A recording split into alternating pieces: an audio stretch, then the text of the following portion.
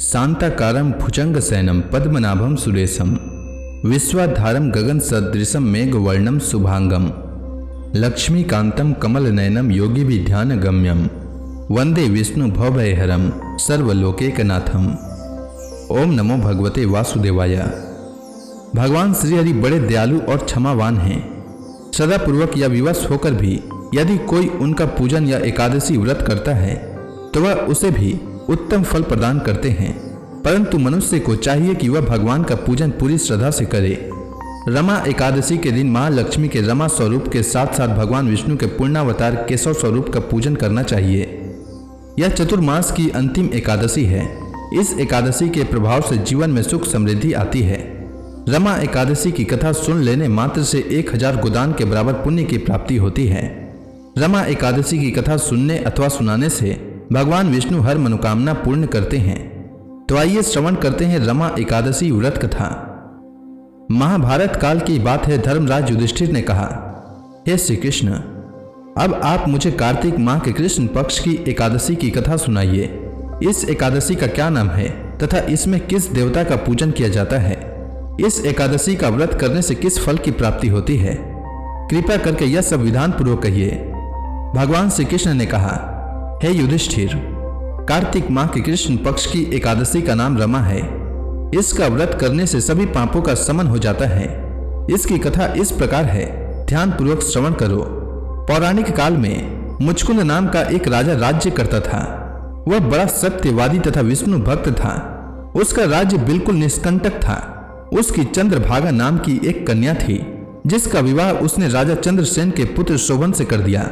वह राजा एकादशी का व्रत बड़े ही नियम से करता था और उसके राज्य में सभी कठोरता से इस नियम का पालन करते थे। एक बार की बात है कि शोभन अपनी ससुराल आया हुआ था। वह कार्तिक का महीना था। उसी मास में महापुण्यदायिनी रमा एकादशी आ गई। इस दिन सभी व्रत रखते थे। चंद्रभागा ने सोचा कि मेरे पति तो बड़े कमजोर हृदय के हैं, वे एकादशी का व्रत कैसे करेंगे, जबकि पिता के यहाँ तो सभी को व्रत करने की आज्ञा है। मेरा पति राजाज्ञा मानेगा तो बहुत कष्ट पाएगा। चंद्रभागा को जिस बात का डर था वही हुआ। राजा ने आदेश जारी किया कि इस समय उनका दामाद राज्य में पधारा हुआ है, अतः सभी प्रजा विधान पूर्वक एकादशी का व्रत करें। जब दशमी आई तब राज्य में ढिंढोरा पीटा। उसे सुनकर शोभन अपनी पत्नी के पास गया और बोला, हे प्रिय, तुम मुझे कुछ उपाय बतलाओ, क्योंकि मैं उपवास नहीं कर सकता। यदि मैं उपवास करूंगा तो अवश्य ही मर जाऊंगा। पति की बात सुनकर चंद्रभागा ने कहा, हे स्वामी, मेरे पिता के राज्य में एकादशी के दिन कोई भी भोजन नहीं कर सकता। यहाँ तक कि हाथी, घोड़ा, ऊंट, पशु आदि भी तृण, अन्न, जल आदि ग्रहण नहीं करते। फिर भला मनुष्य कैसे भोजन कर सकते हैं? यदि आप उपवास नहीं कर सकते तो किसी दूसरे स्थान पर चले जाइए, क्योंकि यदि आप यहाँ रहेंगे तो आपको व्रत तो अवश्य ही करना पड़ेगा। पत्नी की बात सुनकर शोभन ने कहा, हे प्रिय, तुम्हारी राय उचित है, परंतु मैं व्रत करने के डर से किसी दूसरे स्थान पर नहीं जाऊंगा। अब मैं व्रत अवश्य ही करूंगा, परिणाम चाहे कुछ भी क्यों न हो। भाग्य में लिखे को भला कौन टाल सकता है। सभी के साथ शोभन ने भी एकादशी का व्रत किया और भूख और प्यास से अत्यंत व्याकुल होने लगा। सूर्य नारायण भी अस्त हो गए और जागरण के लिए रात्रि भी आ गई। वह रात शोभन को असहनीय दुख देने वाली थी। दूसरे दिन सूर्योदय होने से पूर्व ही भूख प्यास के कारण शोभन के प्राण पखेरु उड़ गए। राजा ने शोभन के मृत शरीर को जल प्रवाह करा दिया और अपनी पुत्री को आज्ञा दी कि वह सती न हो और भगवान विष्णु की कृपा पर भरोसा रखे। चंद्रभागा अपने पति की आज्ञानुसार सती नहीं हुई। वह अपने पिता के घर रहकर एकादशी के व्रत करने लगी। उधर रमा एकादशी के प्रभाव से शोभन को जल से निकाल लिया गया और भगवान विष्णु की कृपा से उसे मंदराचल पर्वत पर धन धान्य से परिपूर्ण तथा शत्रु रहित देवपुर नाम का एक उत्तम नगर प्राप्त हुआ। उसे वहां का राजा बना दिया गया। उसके महल में रत्न तथा स्वर्ण के खंभे लगे हुए थे। राजा शोभन स्वर्ण तथा मणियों के सिंहासन पर सुंदर वस्त्र तथा आभूषण धारण किए बैठा था। गंधर्व तथा अप्सराएं नृत्य कर उसकी स्तुति कर रहे थे। उस समय राजा शोभन मानो दूसरा इंद्र प्रतीत हो रहा था। उन्हीं दिनों मुचकुंद नगर में रहने वाला सोम शर्मा नाम का एक ब्राह्मण तीर्थ यात्रा के लिए निकला हुआ था। घूमते घूमते वह शोभन के राज्य में जा पहुंचा। उसको देखा। वह ब्राह्मण उसको राजा का जमाई जानकर उसके निकट गया। राजा शोभन ब्राह्मण को देखकर आसन से उठ खड़ा हुआ और अपने ससुर तथा स्त्री चंद्रभागा की कुशल क्षेम पूछने लगा। शोभन की बात सुनकर सोम शर्मा ने कहा, हे राजन, हमारे राजा कुशल से हैं तथा आपकी पत्नी चंद्रभागा भी कुशल है। अब आप अपना वृतांत बतलाइए। आपने तो रमा एकादशी के दिन अन्न जल ग्रहण न करने के कारण प्राण त्याग दिए थे। मुझे बड़ा विस्मय हो रहा है कि ऐसा विचित्र और सुंदर नगरी, जिसको न तो मैंने कभी सुना और न ही कभी देखा, आपको किस प्रकार प्राप्त हुआ। इस पर शोभन ने कहा, हे देव, यह सब कार्तिक माह के कृष्ण पक्ष की रमा एकादशी के व्रत का फल है। इसी से मुझे यह अनुपम नगर प्राप्त हुआ है, किंतु यह अस्थिर है। शोभन की बात सुनकर ब्राह्मण बोला, हे राजन, यह स्थिर क्यों नहीं है और किस प्रकार यह स्थिर हो सकता है, सो आप मुझे समझाइए। यदि इसे स्थिर करने के लिए मैं कुछ कर सका तो वह उपाय मैं अवश्य ही करूंगा। राजा शोभन ने कहा, हे ब्राह्मण देव, मैंने यह व्रत विवश होकर तथा श्रद्धा रहित किया था। उसके प्रभाव से मुझे यह अस्थिर नगर प्राप्त हुआ है। परंतु यदि तुम इस वृतांत को राजा मुचकुंद की पुत्री चंद्रभागा से कहोगे तो वह इसको स्थिर बना सकती है। राजा शोभन की बात सुन ब्राह्मण अपने नगर को लौट आया और उसने चंद्रभागा से सारा वृतांत कर सुनाया। इस पर राजकन्या चंद्रभागा बोली, हे ब्राह्मण देव, आप क्या वह सब दृश्य प्रत्यक्ष देख कर आए हैं या अपना स्वप्न कह रहे हैं। चंद्रभागा की बात सुन ब्राह्मण बोला, हे राजकन्या, मैंने तेरे पति शोभन तथा उसके नगर को प्रत्यक्ष देखा है, किंतु वह नगर अस्थिर है। तू कोई ऐसा उपाय कर जिससे वह स्थिर हो जाए। ब्राह्मण की बात सुन चंद्रभागा बोली, हे ब्राह्मण देव, आप मुझे उस नगर में ले चलिए। मैं अपने पति को देखना चाहती हूँ। मैं अपने व्रत के प्रभाव से उस नगर को स्थिर बना दूंगी। चंद्रभागा के वचनों को सुनकर वह ब्राह्मण उसे मंदराचल पर्वत के पास वामदेव के आश्रम में ले गया। वामदेव ने उसकी कथा को सुनकर चंद्रभागा का मंत्रों से अभिषेक किया। चंद्रभागा मंत्रों तथा व्रत के प्रभाव से दिव्य देह धारण करके पति के पास चली गई। शोभन ने अपनी पत्नी चंद्रभागा को देखकर उसे प्रसन्नता पूर्वक आसन पर अपने पास बैठा लिया। चंद्रभागा ने कहा, हे स्वामी, अब आप मेरे पुण्य को सुनिए। जब मैं अपने पिता के घर में 8 वर्ष की थी, तब से ही मैं सविधि एकादशी का व्रत कर रही हूँ। उन्हीं व्रतों के प्रभाव से आपका यह नगर स्थिर हो जाएगा और सभी कर्मों से परिपूर्ण होकर प्रलय के अंत तक स्थिर रहेगा। चंद्रभागा दिव्य स्वरूप धारण करके तथा दिव्य वस्त्रालंकारों से सजकर अपने पति के साथ सुखपूर्वक रहने लगी। हे युधिष्ठिर, यह मैंने रमा एकादशी का महात्म्य कहा है। जो मनुष्य रमा एकादशी के व्रत को करते हैं उनके सभी पाप नष्ट हो जाते हैं। जो मनुष्य रमा एकादशी का महात्म्य सुनते हैं अथवा सुनाते हैं वह अंत समय में विष्णु लोक को जाते हैं। तो इसी के साथ रमा एकादशी व्रत की कथा पूर्ण होती है। उम्मीद है आपको रमा एकादशी की कथा अच्छी लगी होगी। तो प्रेम से बोली विष्णु भगवान की जय, श्री कृष्ण भगवान की जय, समस्त देवी देवताओं की जय। एकादशी के दिन एकादशी व्रत कथा के साथ ही 11 माता की कथा भी अवश्य सुननी चाहिए। इससे व्रत का पुण्य फल प्राप्त होता है। तो आइए सुनते हैं 11 माता की कथा। एकादशी भगवान विष्णु की साक्षात शक्ति है। जिस शक्ति ने उस असुर का वध किया है जिसे भगवान भी जीत पाने में असमर्थ थे, उस शक्ति के आगे मनुष्य के पाप रूपी असुर भला कैसे टिक सकता है। जिस शक्ति ने देवताओं के कष्ट को हर कर उन्हें सुख दिया, वह प्राणी मात्र को क्या नहीं दे सकती। सुख, समृद्धि, शांति और मोक्ष, समस्त सुख सहज ही प्राप्त हो जाते हैं। 11 माता की भक्ति में इतनी शक्ति है कि जिसके प्रभाव से मनुष्य को सहज ही सभी प्रकार के सुख प्राप्त होते हैं और अंत समय में मोक्ष की प्राप्ति होती है। 11 माता की कथा के अनुसार सतयुग में एक महाभयंकर दैत्य हुआ करता था। उसका नाम मूर था। उस दैत्य ने इंद्र आदि सभी देवताओं पर विजय प्राप्त कर उन्हें उनके पद से हटा दिया। तब इंद्र ने भगवान शंकर से प्रार्थना की, हे भोलेनाथ, हम सब देवता मूर दैत्य के अत्याचारों से दुखी होकर मृत्यु लोक में अपना जीवन व्यतीत कर रहे हैं। राक्षसों के भय से हम बहुत दुख और कष्ट भोग रहे हैं। मैं स्वयं बहुत दुखी और भयभीत हूँ। अन्य देवताओं की तो बात ही क्या करें। अतः हे कैलाशपति, कृपा कर आप मूर दैत्य के अत्याचार से बचाने का उपाय बताइए। देवराज इंद्र के प्रार्थना सुनकर भगवान शंकर ने कहा, हे देवेंद्र, आप भगवान श्री विष्णु के शरण में जाइए। मधु कैटभ का संहार करने वाले भगवान विष्णु देवताओं को अवश्य ही इस भय से मुक्त करेंगे। भगवान शंकर के आदेश का पालन करते हुए इंद्र तथा अन्य देवता क्षीर सागर गए, जहाँ पर भगवान श्री विष्णु शेष शैया पर विराजमान थे। इंद्र सहित सभी देवताओं ने भगवान विष्णु को देखा और उनके समक्ष उपस्थित होकर उनकी स्तुति करने लगे। वे कहने लगे, हे तीनों लोकों के स्वामी, आप स्तुति करने योग्य हैं। हम सभी देवताओं का आपको कोटि कोटि प्रणाम है। हे दैत्यों के संहारक, हम आपकी शरण में हैं, आप हमारी रक्षा करें। हे त्रिलोकपति, हम सभी देवता दैत्यों के अत्याचार से भयभीत होकर आपकी शरण में आए हैं। इस समय दैत्यों ने हमें स्वर्ग से निकाल दिया है और हम सभी देवता बड़े ही दयनीय स्थिति में मृत्यु लोक में विचरण कर रहे हैं। अब आप ही हमारे रक्षक हैं, हमारी रक्षा करें। हे जगन्नाथ, आप हमारी रक्षा करें। देवताओं की करुण पुकार सुनकर भगवान श्री हरि विष्णु बोले, हे देवगणों, वह कौन सा दैत्य है जिसने देवताओं को जीत लिया है? आप सभी देवगण किसके भय से पृथ्वी लोक में भटक रहे हैं? क्या वह दैत्य इतना बलवान है जिसने इंद्र सहित सभी देवताओं को जीत लिया है? तुम निर्भय होकर मुझे सब हाल बताओ। भगवान विष्णु के इस स्नेहमयी वचनों को सुनकर देवेंद्र ने कहा, हे प्रभु, प्राचीन काल में ब्रह्म वंश में उत्पन्न हुआ नाड़ी जंगम नाम का एक असुर था, जिसका मूर नामक एक पुत्र है, जो चंद्रवती नामक नगरी में निवास करता है, जिसने अपने बल से मृत्यु लोक और देवलोक को जीत लिया है और सब देवताओं को देवलोक से निकालकर अपने दैत्य कुल के असुरों को इंद्र, अग्नि, यम, वरुण और चंद्रमा आदि सभी को लोकपाल बना दिया है। वह स्वयं सूर्य बनकर पृथ्वी को तापता है और स्वयं मेघ बनकर जल की वर्षा करता है। अतः आप इस बलशाली भयानक असुर का संहार करके देवताओं की रक्षा करें।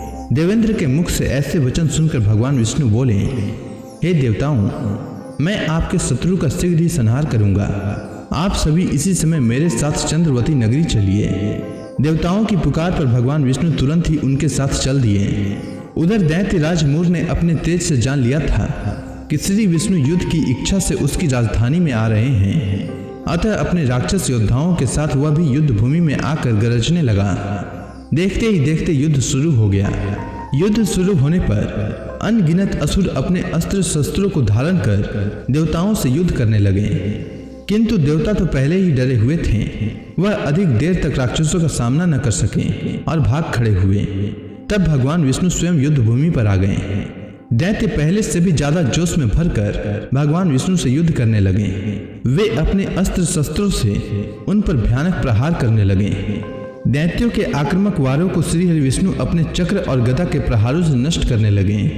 इस युद्ध में अनेक दैत्य सदा के लिए मृत्यु की गोद में समा गए, किंतु दैत्य राज मूर भगवान विष्णु के साथ निश्चल भाव से युद्ध करता रहा। उसका तो जैसे अभी बाल भी बांका नहीं हुआ था। वह बिना डरे युद्ध कर रहा था। भगवान विष्णु मूर को मारने के लिए जिन जिन शस्त्रों का प्रयोग करते, वे सब उसके तेज से नष्ट होकर उस पर पुष्पों के समान गिरने लगते। अनेक अस्त्र शस्त्रों का प्रयोग करने पर भी भगवान विष्णु उससे जीत न सके। तब वे आपस में मल्ल युद्ध करने लगे। भगवान श्री विष्णु उस असुर से देवताओं के लिए सहस्त्र वर्षों तक युद्ध करते रहे, किंतु उस असुर से न जीत सके। अंत में भगवान विष्णु शांत होकर विश्राम करने की इच्छा से बद्रिकाश्रम स्थित 38 कोस लंबी एक द्वार वाली हेमवती नाम की एक गुफा में प्रवेश कर गए। उस गुफा में भगवान ने शयन किया। भगवान विष्णु के पीछे पीछे वह दैत्य भी चला आया था। भगवान श्री हरि विष्णु को सोता देखकर वह दैत्य उन्हें मारने को तैयार हुआ। वह सोच रहा था कि आज मैं अपने चीर शत्रु को मारकर हमेशा हमेशा के लिए निष्कंटक हो जाऊंगा, परंतु उसकी यह इच्छा पूर्ण न हो सकी, क्योंकि उसी समय भगवान विष्णु की देह से दिव्य वस्त्र धारण किए एक अत्यंत मोहिनी कन्या उत्पन्न हुई और राक्षस को ललकार कर उससे युद्ध करने लगी। उस कन्या को देखकर राक्षस को घोर आश्चर्य हुआ और वह सोचने लगा कि यह ऐसी दिव्य कन्या कहां से उत्पन्न हुई, और फिर वह असुर उस कन्या से लगातार युद्ध करता रहा। कुछ समय बीतने पर उस कन्या ने क्रोध में आकर उस दैत्य के अस्त्रों शस्त्रों को टुकड़े टुकड़े कर दिए। अब तो उस दैत्य को बड़ा ही क्रोध आया और वह सारी मर्यादाएं भंग करके उस कन्या से मल्ल युद्ध करने लगा। उस तेजस्वी कन्या ने उसको धक्का मारकर मूर्छित कर दिया और उसकी मूर्छा टूटने से पूर्व ही उसका सिर काटकर धड़ से अलग कर दिया। सिर काटते ही वह असुर पृथ्वी पर गिरकर मृत्यु को प्राप्त हुआ। बाकी बचे असुर अपने राजा का ऐसा दुखद अंत देखकर भयभीत होकर पाताल लोक में भाग गए। भगवान विष्णु जब निद्रा से जागे तो उस असुर को मरा देखकर उन्हें घोर आश्चर्य हुआ और वे सोचने लगे कि इस महाबली को किसने मारा है। तब वह तेजस्वी कन्या श्रीहरि से हाथ जोड़कर बोली, हे जगदीश्वर, यह असुर आपको मारने को उद्यत था, तब मैंने आपके शरीर से उत्पन्न होकर इस असुर का वध किया है। कन्या की बात सुनकर भगवान बोले, तुमने इस असुर को मारा है, अतः हे कन्या, मैं तुमसे अत्यंत प्रसन्न हूँ। इसे मारकर तुमने तीनों लोकों के देवताओं के कष्ट को हरा है, इसीलिए तुम अपनी इच्छा अनुसार वरदान मांग लो, मैं तुम्हारी प्रत्येक इच्छा को पूर्ण करूंगा। भगवान की बात सुनकर कन्या बोली, हे प्रभु, मुझे यह वरदान दीजिए कि जो मनुष्य या देव मेरा व्रत करे उसके सभी पाप नष्ट हो जाएं और अंत में उसे स्वर्ग लोक की प्राप्ति हो। मेरे व्रत का आधा फल रात्रि को मिले और उसका आधा फल एक समय भोजन करने वाले को मिले। जो श्रद्धालु भक्ति पूर्वक मेरे व्रत को करे वे निश्चय ही वैकुंठ लोक को प्राप्त करे। जो मनुष्य मेरे व्रत में दिन तथा रात्रि को एक बार भोजन करे वह धन धान्य से भरपूर रहे। कृपा करके मुझे ऐसा वरदान दीजिए। भगवान श्री विष्णु ने कहा, हे कन्या, ऐसा ही होगा। मेरे और तुम्हारे भक्त एक ही होंगे और अंत में संसार में प्रसिद्धि को प्राप्त होकर मेरे लोक को प्राप्त करेंगे। हे कल्याणी, तुम एकादशी को पैदा हुई हो, इसीलिए तुम्हारा नाम भी एकादशी हुआ, तथा जो मनुष्य इस दिन व्रत करेंगे उनके समस्त पाप समूल नष्ट हो जाएंगे। तुम मेरे लिए अब तीज, अष्टमी, नवमी और 14 से भी अधिक प्रिय हो। तुम्हारे व्रत का फल सब तीर्थों के फल से भी महान होगा। यह मेरा अकाट्य कथन है। इतना कहकर भगवान श्री विष्णु उसी स्थान पर अंतर ध्यान हो गए। अब आप सभी भक्तगण हाथ जोड़कर भगवान श्री हरि का ध्यान करें। आरती होने वाली है। ओम जय एकादशी माता, मैया जय एकादशी माता। विष्णु पूजा व्रत को धारण करके, विष्णु पूजा व्रत को धारण करके शक्ति मुक्ति पाता। ओम जय एकादशी माता।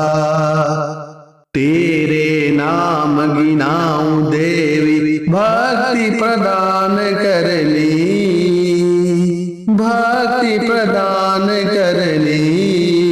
गण गौरव की देनी माता, गण गौरव की देनी माता। शास्त्रों में बरनी। ओम जय एकादशी माता। मार्गशीर्ष कृष्ण पक्ष की उत्पन्ना, विश्व तारणी जननी, मैया विश्व तारणी जननी। शुक्ल पक्ष में हुई मोक्षदा, शुक्ल पक्ष में हुई मोक्षदा। मुक्तिदाता बन के भरनी। ओम जय एकादशी माता। पौष के कृष्ण पक्ष की सफला नामक है। शुक्ल पक्ष में होए पुत्रदा, आनंद अधिक रहे। ओम जय एकादशी माता। नाम सट तिला माघ मास में कृष्ण पक्ष आवे, मैया कृष्ण पक्ष आवे। शुक्ल पक्ष में जया कहावे, शुक्ल पक्ष में जया कहावे। विजय सदा पावे। ओम जय एकादशी माता। विजया फाल्गुन कृष्ण पक्ष में शुक्ला अमला की, मैया शुक्ला अमला की। पाप मोचनी कृष्ण पक्ष में चैत्र महाबली की। ओम जय एकादशी माता। चैत्र शुक्ल में नाम कामदा, धन देने वाली, मैया धन देने वाली। नाम बरूथनी कृष्ण पक्ष में बैसाख माहवाली। ओम जय एकादशी माता। शुक्ल पक्ष में होए मोहिनी, अपराध ज्येष्ठ कृष्ण पक्षी, मैया अपराध ज्येष्ठ कृष्ण पक्षी, नाम निर्जला सब सुख करने, शुक्ल पक्ष रखी। ओम जय एकादशी माता, योगिनी नाम आषाढ़ में जानो, कृष्ण पक्ष करनी, मैया कृष्ण पक्ष करनी, देव सैनी नाम कहायो, शुक्ल पक्ष धरनी। ओम जय एकादशी माता, कामिका श्रावण मास में आवे, कृष्ण पक्ष कहिए, श्रावण शुक्ला होए पवित्रा, आनंद से रहिए। ओम जय एकादशी माता, अजा भाद्रपद कृष्ण पक्ष की परिवर्तनी शुक्ला, मैया परिवर्तनी शुक्ला, इंद्राश्विन कृष्ण पक्ष में व्रत से भवसागर निकला। ओम जय एकादशी माता, पापांकुश है शुक्ल पक्ष में, आप हरण हारी, मैया आप हरण हारी, रमा मास कार्तिक में आवे, सुखदायक भारी। ओम जय एकादशी माता, देवोत्थान शुक्ल पक्ष की दुख नाशक मैया, पावन मास में करो विनती, पार करो नैया। ओम जय एकादशी माता, परमा कृष्ण पक्ष में होती जन मंगल करनी, मैया जन मंगल करनी, शुक्ल मास में होए पद्मिनी, दुख दरिद्र हरनी। ओम जय एकादशी माता, जो कोई आरती एकादशी की भक्ति सहित गावे, मैया भक्ति सहित गावे, जन गुरु दिता स्वर्गवासा, निश्चय वह पावे। ओम जय एकादशी माता। तो प्रेम से बोलिए विष्णु भगवान की जय, माता लक्ष्मी की जय।